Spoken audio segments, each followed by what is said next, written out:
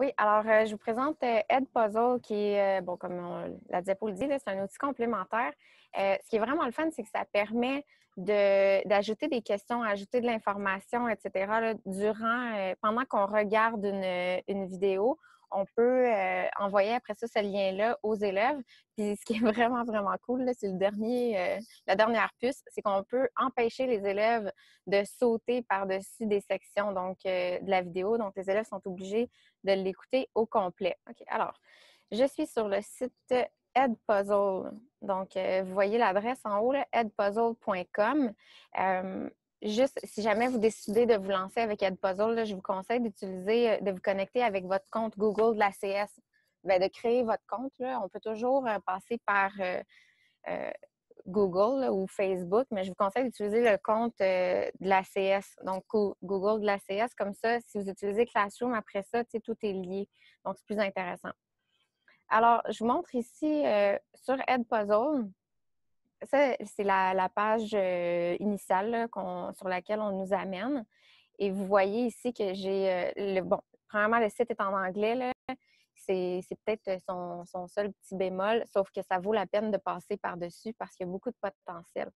Mais depuis que cette vidéo a été filmée, vous retrouverez maintenant dans le navigateur Chrome, complètement à droite, un petit bouton qui vous permet de traduire n'importe quelle page en français. Alors voici maintenant l'interface, vous pouvez l'utiliser en français. Donc, ici, j'ai mon contenu, j'ai le Gradebook, puis j'ai My Classes. Je ne parlerai pas de Gradebook aujourd'hui. Dans My Classes, quand je clique ici, je peux ajouter des groupes.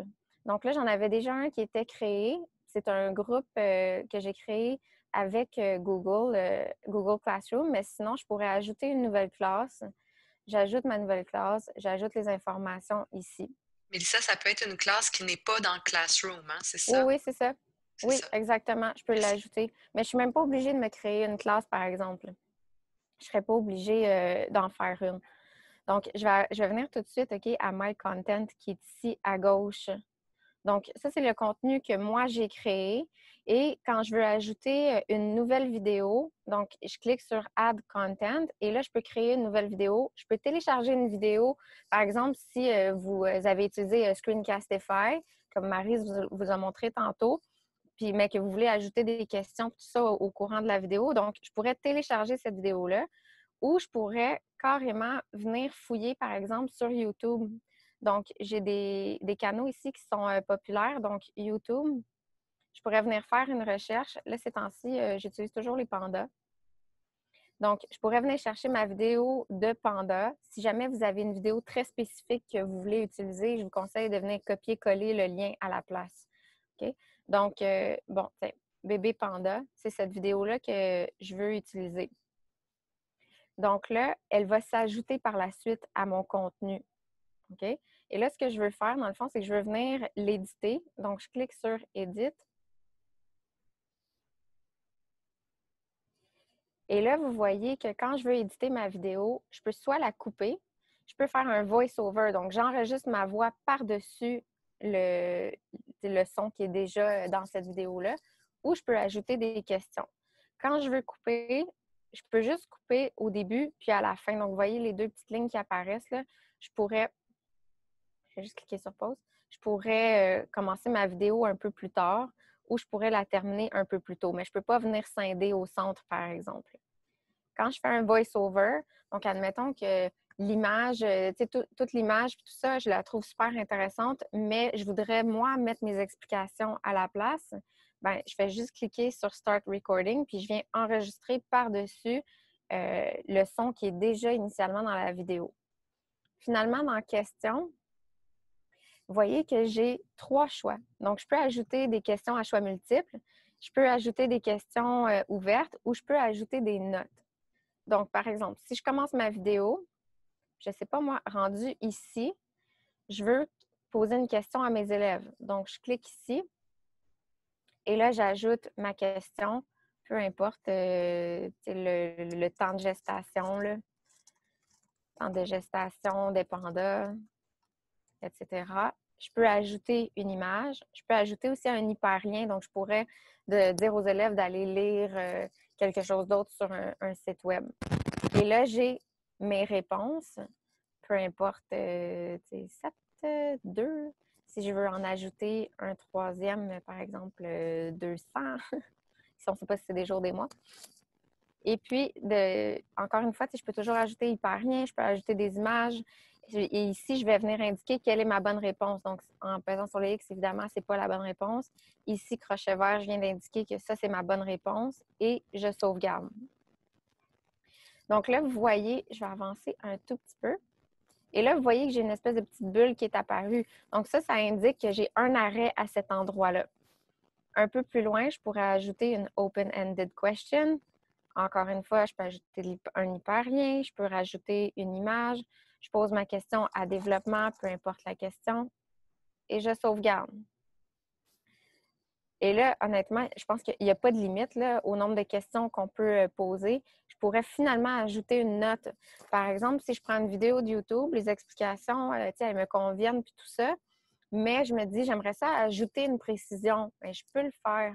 Et là, encore une fois, je peux ajouter un hyperlien, je peux ajouter une image, je peux ajouter ma note aussi écrite, mais je pourrais également ajouter une note audio. Donc, en cliquant sur le petit microphone ici, bien, j'ajouterai ma note audio. Donc là, les élèves commencent à écouter la vidéo, la vidéo arrête, il y a une question en développement, ils doivent, pas à développement, mais à choix multiple, ils y répondent, ils continuent la vidéo. Ça arrête encore, question en développement, ils y répondent, ça continue, puis là, pouf, ça arrête parce que j'ai un message, une note soit vocale ou écrite, les élèves doivent l'écouter. Donc, admettons que j'ai mon message qui est écrit, je sauvegarde encore une fois. Et là, il peut y en avoir d'autres. Je peux continuer à en mettre jusqu'à la fin. Quand j'ai terminé, je suis prête à utiliser la vidéo. Je clique sur Finish.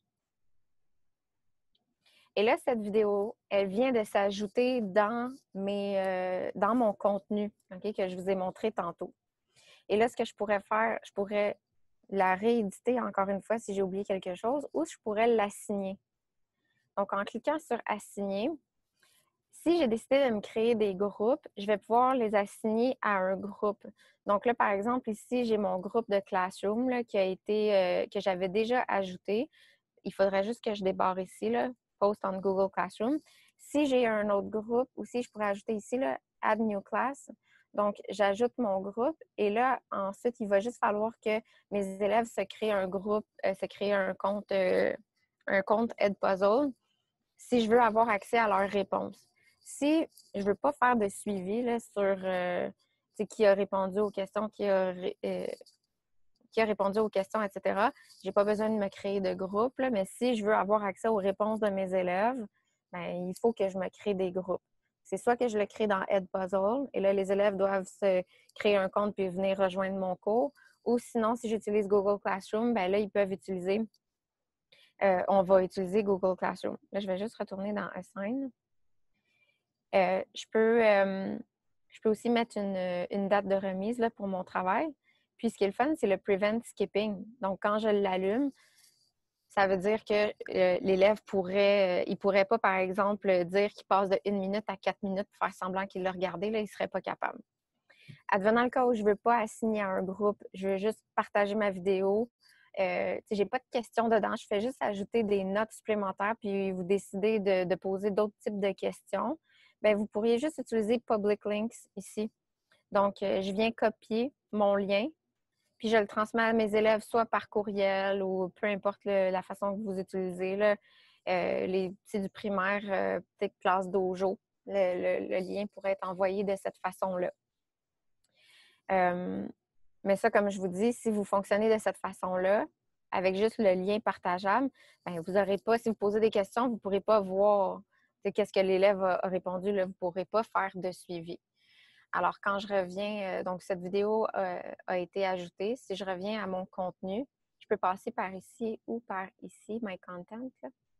Donc, ma vidéo, elle est ici. Puis, on voit que cette vidéo-là, elle dure 1 minute 32 et qu'il y a 3 arrêts. Donc, il y a 3 questions ou 3 notes qui ont été ajoutées. Puis, ce qui est le fun, c'est que si, admettons, je ne sais pas, moi, vous êtes plusieurs profs à l'utiliser, quand vous créez votre compte, on va vous demander, tu sais, vous faites partie, vous êtes associé à quelle école? Donc, si vous êtes, je ne sais pas moi, 10 profs à utiliser Edpuzzle, puis que vous entrez le nom de votre école, bien, après ça, ça vient s'ajouter. Moi, j'avais écrit CSDL là, pour Commission scolaire de Laval. Et là, ça vous donne accès à toutes les vidéos qui ont été éditées, dans lesquelles on a ajouté des questions, tout ça, bon, de votre école. Donc, vous avez accès au matériel des autres profs. Donc, c'est une belle solution de partage également. Donc, ça fait pas mal le tour, très globalement, là, de Edpuzzle.